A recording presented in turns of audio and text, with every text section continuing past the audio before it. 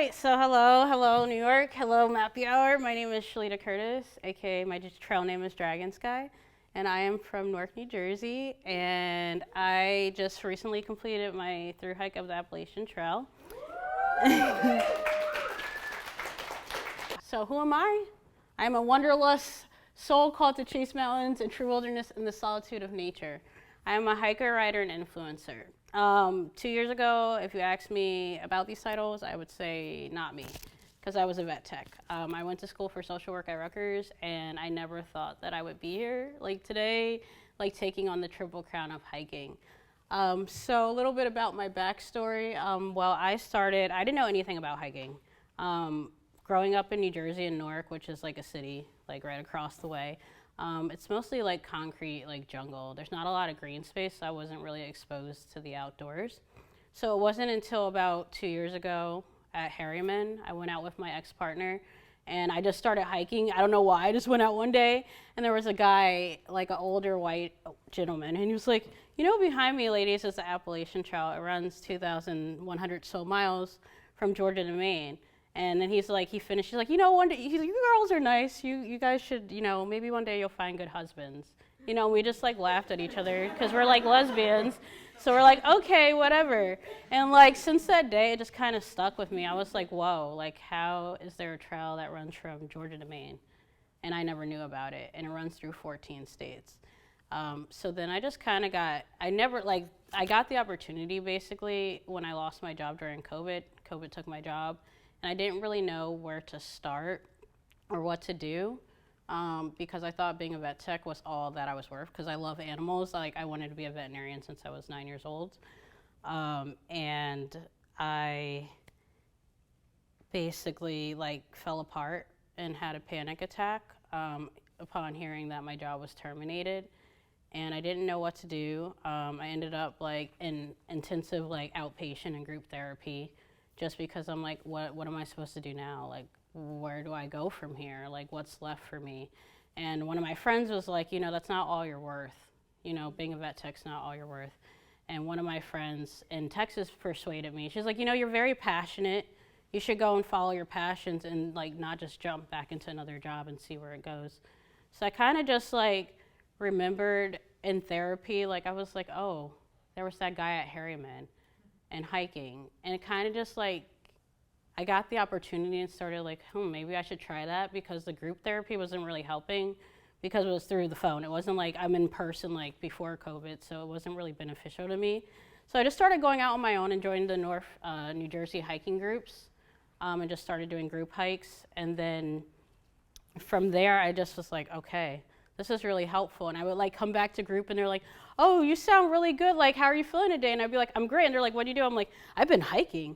I'm like, I went to Harriman. I went to Stoke State Park. I'm discovering all these things about like just nature that I never knew. And so it just kind of took off from there. And so, yep, that's me at Harriman. This is actually on the Appalachian Trail. I was really tired the day. I was like getting chased by mosquitoes. It was hot and I was sweaty and just gross. And so during my therapy and after my therapy, I was like, okay, I really want to get into this Appalachian Trail thing. Where do I start? Like, how do people like get to do this? I've never seen anyone who looked like me in the outdoors, let alone even know there were mountains in New Jersey. So I was like, okay, I'm gonna do some research, jumped on the internet, started researching the Appalachian Trail, digging up all these like facts and like videos and all these things. And then I came across the Facebook groups.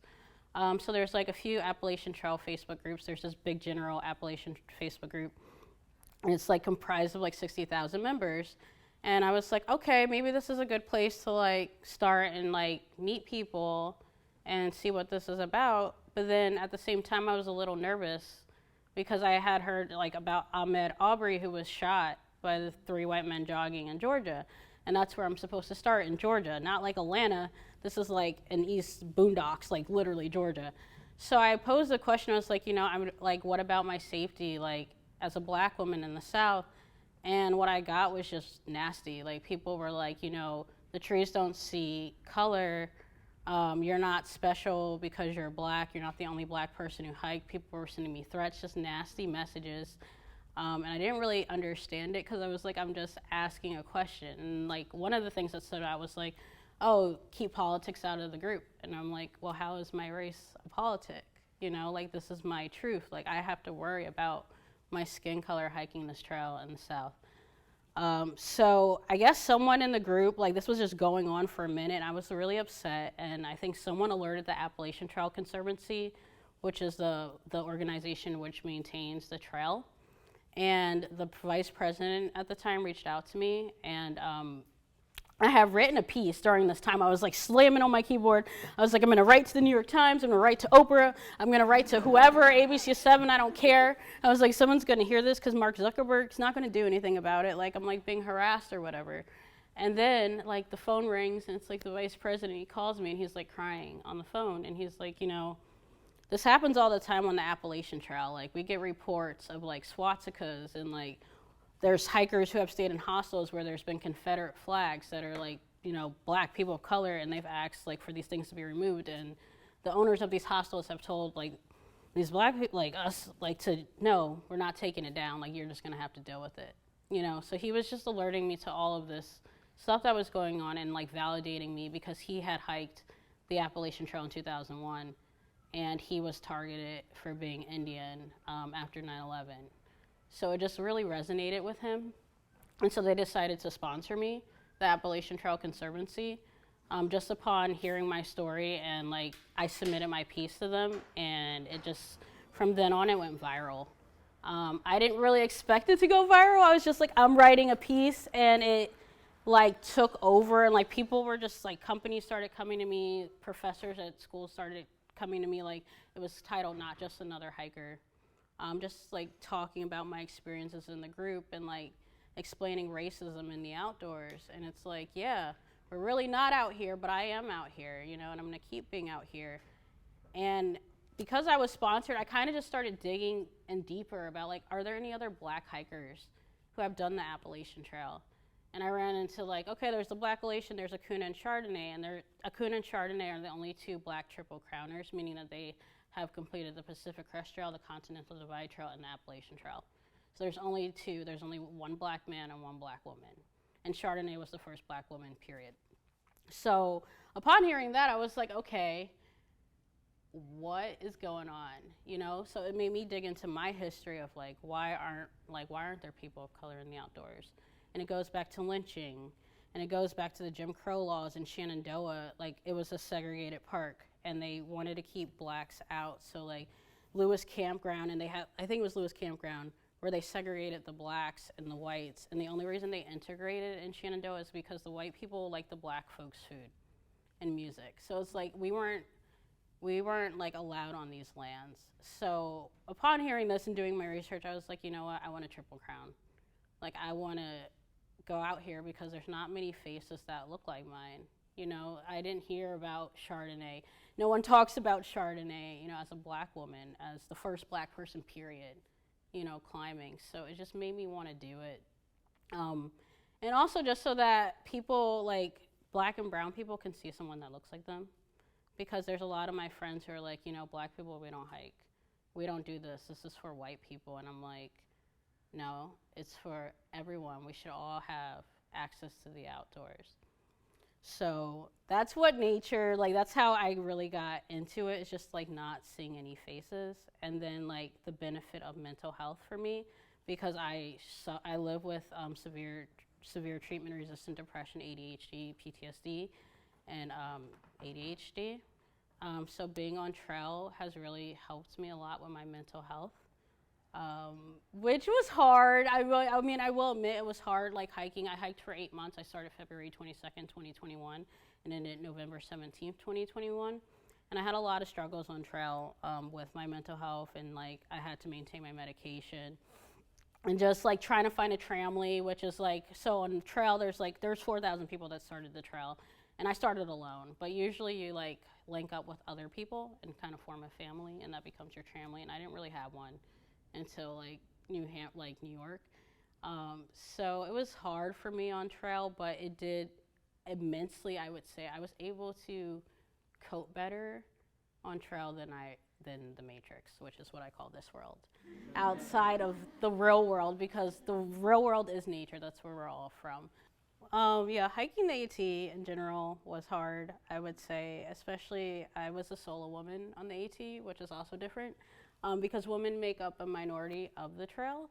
And I started in February because I didn't want to be in the bubble, especially with COVID. So like every shelter, because there's a bunch of shelters that you can stay in on trail, was like dominated with men.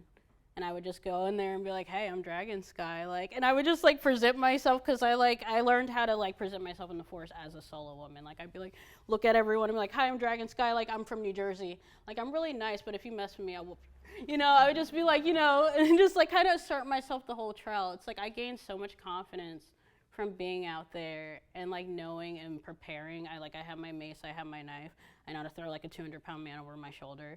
And like just having that confidence, it like also helped other women that I met on trail with their journeys, because they're like, how do you camp alone? Like, how do you do these things alone? And I was like, on the trail, it's just great to have, like for me, it was cool for me to be alone, especially with mental illness because I have social anxiety. So it was actually harder for me to make friends because I would see people like in their groups and I'm like, oh God, they're looking at me. Oh geez, like what are they thinking? So I would just like go off on my own a lot, and I learned a lot about myself on trail. I learned that I was stronger than I ever could be. Like my whole life living with depression, it's like I've been struggling with living just on the daily. So I'm like being out there, it's like I have a reason to live, and nature keeps me going. And being able to like, I guess, bring back what I've learned and like share it with everyone here and like others in the Matrix is really powerful, because hiking 2,193 miles is really difficult. Like you're climbing Everest the equivalent of 16 times. There's thunderstorms that I've like sat in my little tent like crying with lightning strikes all around. There's been tornadoes, mud, mosquitoes, like just having to wake up every day and like tell yourself I'm gonna walk. You know, it's like easy, but it's also hard because sometimes it's really cold. Again, bugs, like wildlife, just different scenarios. But I wouldn't do it again, honestly. I'm like, I don't want to do the Appalachian Trail again. I've learned the towns were like the most scariest thing for me. So the Appalachian Trail is kind of like, no matter where you are, you can see towns. Unlike the other two trails. Like it's very like, okay, you cross a town maybe I would say every 5 days. And I sent boxes in town because I eat mostly plant-based. So I sent like 42 boxes on the trail, which like if I did it again, I wouldn't do it just to avoid the towns because I experienced a lot of racism, especially in Tennessee, where like people would just come out and just stare at me and follow me around. I had to miss a section of the trail actually because it was like the worst day on trail. It was cold, I was hypothermic. And I'm usually not, like I usually have my gear dialed in, but it was raining and it was cold. And I just wanted to get something to eat. And there's hostels along the trail, so like we don't just like go like straight through the trail. We can stay in hostels and take showers and recoup and everything. And one day I wanted to go to this hostel, and I like came out to the road crossing, and I'm like, where's the hostel? And I'm like walking down the street, and it's just like this back, like, I don't know, like Tennessee, very small town, and there's just Confederate flags everywhere. And I'm walking to the hostel, and it turns out this is the hostel. The hostel has a Confederate flag on it. And I was really scared because I was alone, and there was someone following me. So I actually had to hide in the woods, and I had to call a dragonfly, which is what I call my fans, because I'm Dragonsky. I call them dragonflies because dragonflies are my spirit animals. She had to come and get me and bring me to Irwin, Tennessee, and it's just terrifying. And so that's also why I share my story, because it's like my story is different. The majority of the people who hike the trail are cisgendered white men. I'm a black lesbian woman. And although I can hide my my lesbianism, I can't hide my skin color. And that was the most difficult thing for me on trail. The safest places where I felt the safest were honestly New Jersey, which is where I'm from, and New York. Like I told other hikers, I was like, well, if you haven't seen anyone in your life, because there's people from Connecticut who have never seen people of color, I was like, wait till you get to Bear Mountain. I was like, you're gonna see everybody. You're gonna see the boom boxes, the drones, and people were like, I was with my friend, and she's like, you weren't lying. I was like, yeah. I was like, look at all these people. I was like, I told you. I was like, count the boom boxes and stuff. But it just made me happy. Like, I was like, I'm home. Like, I'm safe. Why is it only like New Jersey and New York where I can feel safe, you know? And other places I didn't. New England, I did not feel safe. Like, there's this illusion that New England is like liberal because, you know, Vermont, Bernie Sanders or whatever people think. And I'm like, no, it's been actually pretty horrible. New England was terrifying. Even though I love New Hampshire, like the White Mountains are my favorite part of the trail. I could do it all day, like every single day of my life, nonstop. But like it was just very, very uncomfortable. Like in Maine, there were people touching my hair and calling me exotic, you know, and I just wanted to stay in the woods as much as possible. And that was really hard. It's just like defending myself and also defending myself on trail because I'm like an influencer. So people follow me on Instagram and they would know who I am and they're like, oh, Dragonsky, you know, and it would either be good or it would be bad. It's like, oh, you're Dragonsky. Oh, I've read your articles. You know, I've read that, you know, you write about, you know, your experiences in the outdoors as a black woman, like, awesome. And then I would have people who are like, oh, you're Dragonsky. You're racist. You're the one that writes about, you know, racism in the outdoors and you get handouts. And like I've had like hikers point their fingers in my face and call me a liar and just like been harassed on trail. I've been harassed at a hostel before in Virginia where I've had hikers kicked out. Like, and that's just the reality of my hike. And it's not all bad, but like this is the reality of my hike as a black woman. Like it was hard. Like I think the hardest part wasn't climbing the mountains. It was honestly dealing with racism. But on a good note, like I was able like to bring this knowledge back, and there's always like BIPOC folks in my inbox on Instagram like, hey, where can I go that's safe? And I'm able to like now say, hey, I felt safe at this hostel, or I felt safe in this location. And that's really, really important to feel safe on trail. Like when you don't have to think about your skin color and like going into town, you have a privilege, you know, and that was hard. And that's also why like my next hike, I'm doing the Continental Divide Trail because of the Appalachian Trail being such a social and like very like popular trail. I'm like I kind of wanted to step back and go out into the wilderness and be away from people just because I had such like bad interactions with people. And I did have a tramley at the end, and they were really awesome. It was my friend Pocket Snacks and Washer, and like we stuck together. And me and Washer are two people of color, so like we would stick together and like we would go through these shared experiences together, and it kind of made it easier in a sense because we had each other. And it's like, oh, did you just see that? And he'd be like, yeah, and we would just be mad together and just like pissed off and like, why did they close the store when they saw us coming in, but it was just open for like the white hikers who came in, and we would just notice things like that. But it's like we could go and just like laugh about it and just have each other and be like, all right, whatever, just keep it moving, you know. So it was really nice to have a tramley, but I finished alone. I ended up losing my tramley because I had other plans. So when I summited Katahdin, I actually ended up summiting. So the end of the Appalachian Trail is Mount Katahdin in Maine. Where's your summit photo? Oh, I don't have it on here. I didn't put it on here.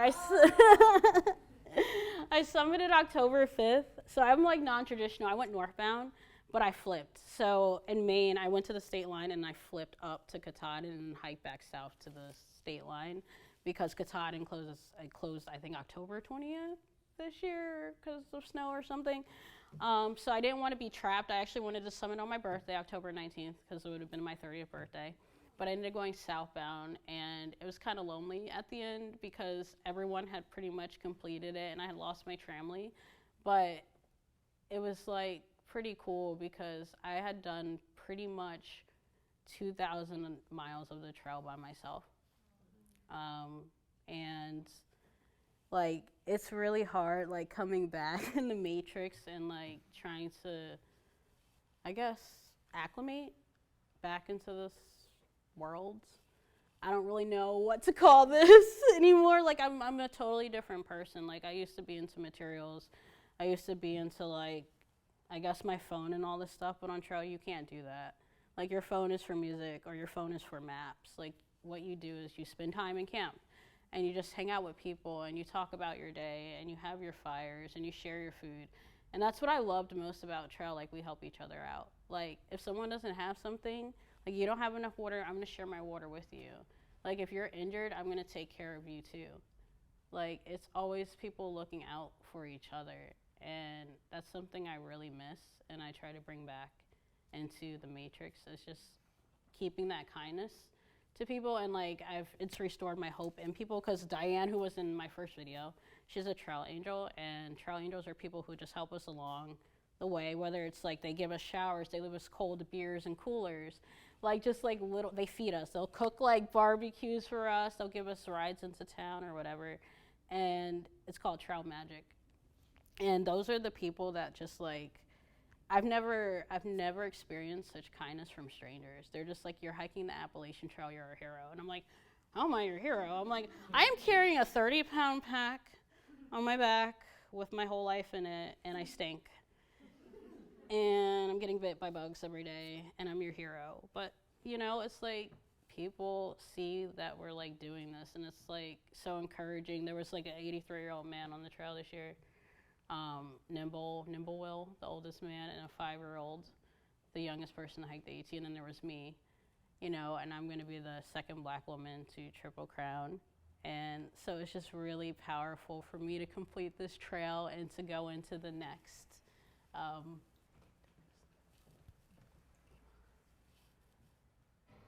Okay.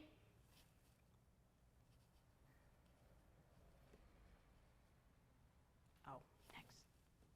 Oh,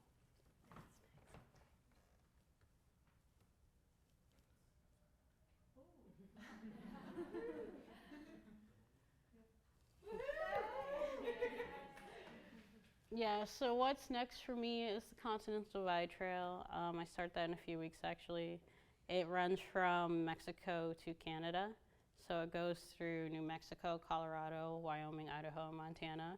So I'll be doing, I guess, two through hikes at the age of 30, basically. This is, I guess, the most, I guess, fear-mongered one. People are like, you know, you have the San Juan Mountains, so you have snow, you have grizzlies, you have mountain lions, long water carriers because you're in the desert. But I'm kind of ready. I mean, I'm a little scared, but I'm like, you know, I really want to do this, and I've always been a person who's like, if I'm going to do something, I'm going to do it. If I say I'm going to do it, I'm going to do it. And it's not just like for history, it's for me too. It's like, this is for me. I have found my freedom in hiking. Like, I never thought that I would even like hiking. I was never exposed. Like, it's not, the first time I was ever in a tent was like tent state at Rutgers. Like, we did some like thing, some political thing, and I was sleeping in my tent on the ground. I didn't have a sleeping pad or anything. I was like directly on the ground. And I was like, I hate this. Like, who would ever want to do this? I'm like, my back is wet. I didn't know anything about a sleeping bag. I just had like blankets and stuff. So I was like, oh, I don't want to do this. But then like just going out to Harriman that one time really changed my life. Just that one guy saying that one little thing, like, hey, you know, behind me is the Appalachian Trail, changed everything. Like, and me losing my job, if I didn't lose my job, I honestly wouldn't be here. Like, I still would have been doing what I was doing. And even though I love animals, like, I'm like, this is such a great, like, I feel like I'm on the right path. Like, everything's just falling into place, and I'm able to talk about these experiences. I'm able to, like, eventually I want to start leading hikes, and like, there were 3 little Black girls on the trail this year hiking with the 3Ks, and they were talking about me on Instagram. They're like, you know, who do you look up to? And they were like, Dragonsky. And it's like, that's why I'm out here. I'm like, there's just like, it just like 3 little Black girls, you know, just looking up to me. So yeah, it just really like, this is why I'm out here.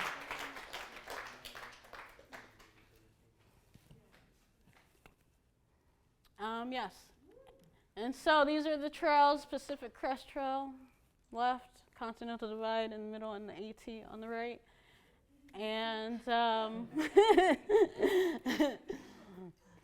I am Dragonsky, and y'all can follow me. I'm on YouTube. I'm mostly on Instagram, honestly, posting a lot on Instagram. I'm just more time on there, just easier. And then all my articles are in my link tree, which is also my Instagram. I have all these podcasts I've been featured in: Tough Girl Podcast, Andy Hikes Podcast, Hiker Podcast. There's a few podcasts I've been in, so you'll have that. There's a GoFundMe link if you would like to support my journey. Also, just sending kind words and following me also is, and sharing my story is also helps as well. So yeah, and if you want to contact, that's my email, or want to chat, I'm here.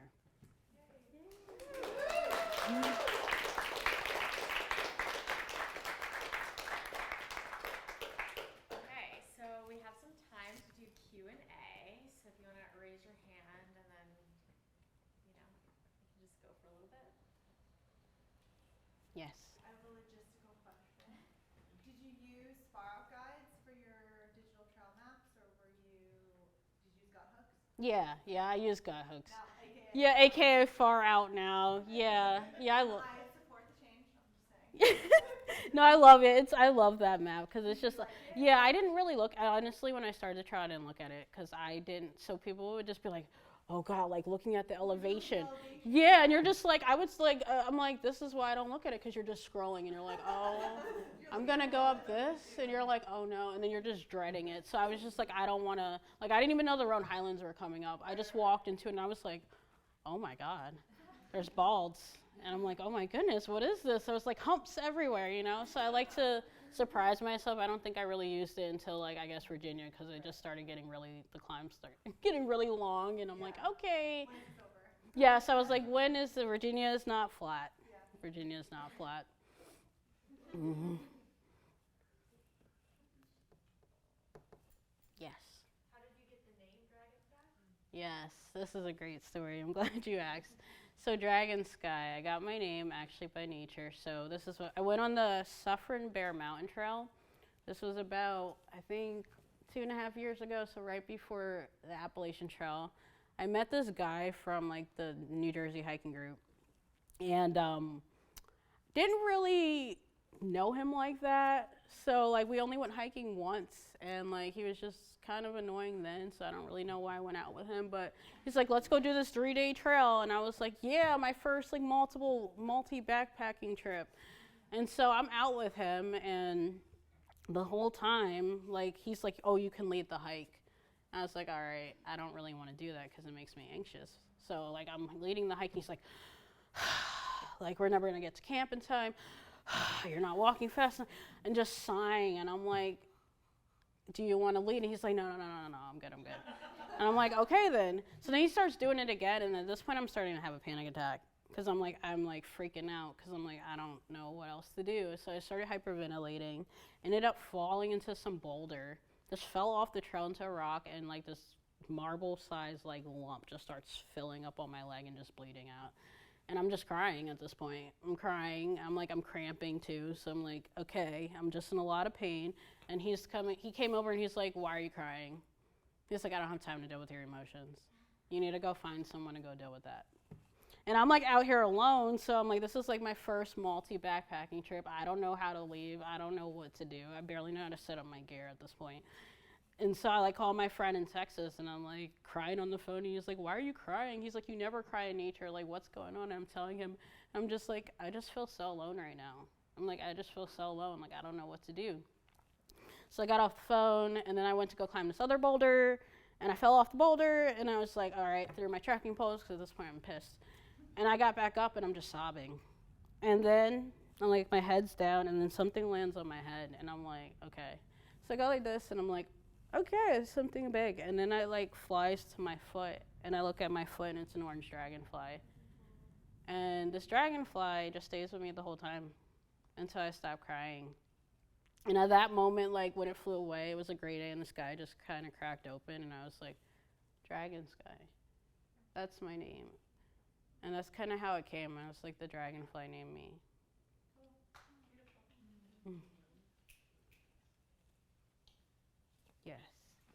Thank you so much for coming, first of all. Second, you titled your presentation Mental Illness to Mental Wellness. And I'm wondering, obviously nature does a lot for our minds. I really believe in that. What kind of skills do you think gained through this process that has also contributed to your wellness journey? Mm. Whether it's like confidence or anything like that, I would just like to know more about like who you became on this wellness journey through this. Yeah. Okay. Basically, I on trail because I didn't have like access to like everything I had in the matrix. Like, okay, I can just go to my psychiatrist or go to my therapist, or if I'm in crisis, like, which I did go into crisis on trail. Like, I literally had to use my coping skills, and I learned kind of mindful meditation. And I don't really do meditation because my brain doesn't do that very well. But what I learned in DBT was like to focus on 5 things, like 5 things you can smell, 5 things you can taste, 5 things you can see, and so on. So when I'm out in nature, like when I would have these moments, I'm like, okay, like big butt bypass. I wrote about in my book. I was like, okay, I was like on the edge, literally on the edge of a mountain, and I wanted to die, and I had to talk myself out of it. And I was like, okay, let's take a step back. Okay, it's raining. I feel the rain. I smell the rain, and I'm like touching the boulders, and I'm like, I'm here. And I was like, why am I here? Why am I on the trail? And it's kind of like I try to remind myself. Also, I'm like very aware, like when I'm getting like really sick. Like I'm very aware, like when I'm starting to feel like really bad. So I'm able to be like, okay, I need to talk to a friend. I need to do something right now to distract this. I had a playlist specifically for that too, just with like lots of Lumineers and very upbeat, like Ophelia and like One Republic, very uplifting music. It got me through, and just learning. Like, I don't think I really utilize my coping skills in the matrix because there's so much going on, like when I'm working and stuff, and it's like so much pressure at work. It's like I can't really be able to do this when I'm like constantly having to do blood work or do this or do that. But in nature, it's like I can take a step back. If I need to sit by a river and just stick my hands in it and just to feel something because I need to feel alive, it's like I can just do that. And like having like actually like practicing those skills and having to like force to use them because it's like either do this or I die because I'm out here by myself. I have a Garmin, like I have a safety device, but I'm the only person now who can like talk myself off of ledges, and there's lots of ledges because that's how bad my depression is at times. So just learning how to do that really gave me the confidence, and I was like, wow, I'm actually mentally stronger than I thought I was, because I think my whole life I've felt like, oh, there's something wrong with me, I'm defective. Every morning I take meds and I'm like reminding myself like there's something wrong with me, like I have these lifelong illnesses. But being on trail, it's like I face these mountains every day, and it's just one step at a time. And I was like, that's how it is with like mental illness. It's just one step at a time. Sometimes that's all you can do. And there were days on trail where I could only do like 1 mile. And I'd be on Facebook and I'd be mad, and I'm like, I only did 1 mile today. And like people, like my friends would reassure me, and they're like, what's wrong with that? It's still 1 mile closer. And just like having that mindset and being able to do the Appalachian Trail at my own pace versus the Continental Divide, like you need to do like 20 miles a day.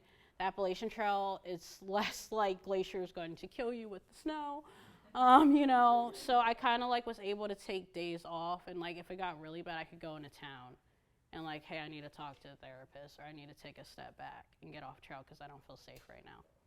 And just being the voice of reason and learning to trust that has really strengthened me, because I don't think I really trusted myself before trail.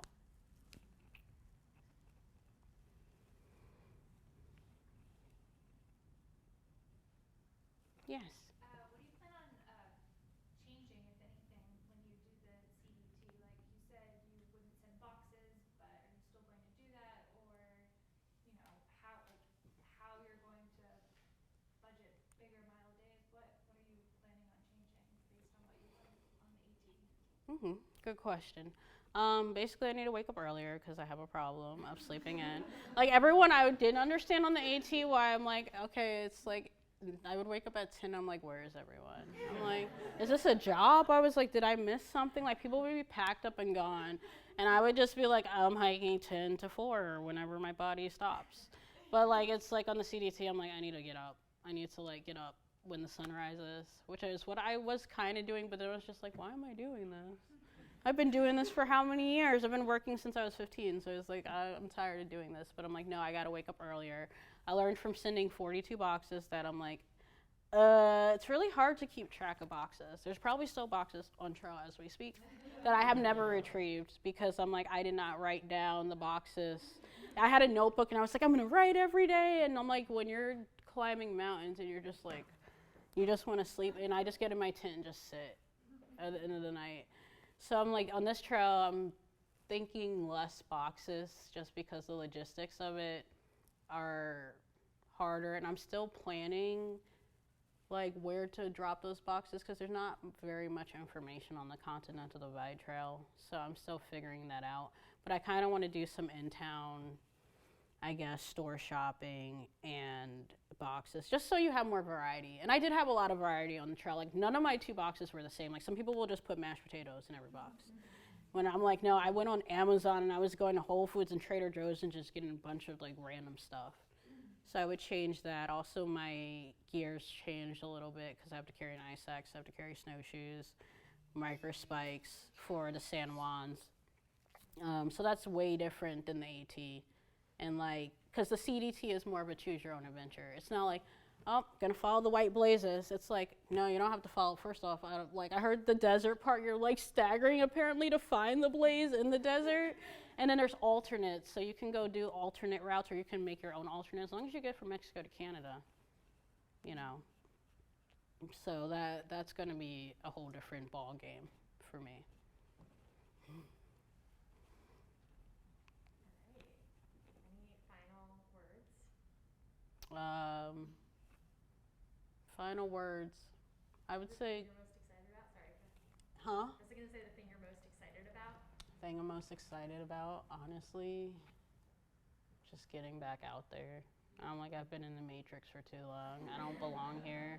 I'm like, once you hike, I don't think you ever go back to being who you were, because you just return to like this wild state, like you're like this natural being. And I feel like I need to go home. That's what I say. I'm like, when I'm there, I'm like, I'm home. When I'm here, I'm like, this is temporary. I'm like, I'm in the matrix to do whatever for X amount of months until I go home. And I really encourage everyone like to just get out, even if it's like 5 minutes a day. Just get out in nature if you can. Even here, just walking, because it's just beneficial to be around trees. Like even if you have just Central Park or whatever you have, just get out. You know, it doesn't have to be a through hike. It doesn't have to be 8 months. Like some people think like, oh, it's got to be hardcore. And I'm like, nope, it's not. Through hiking is not for everyone. It is very hard. That's why like only like 20% of people finish the Appalachian Trail. It's very tough, you know, but just go out, get out and go play.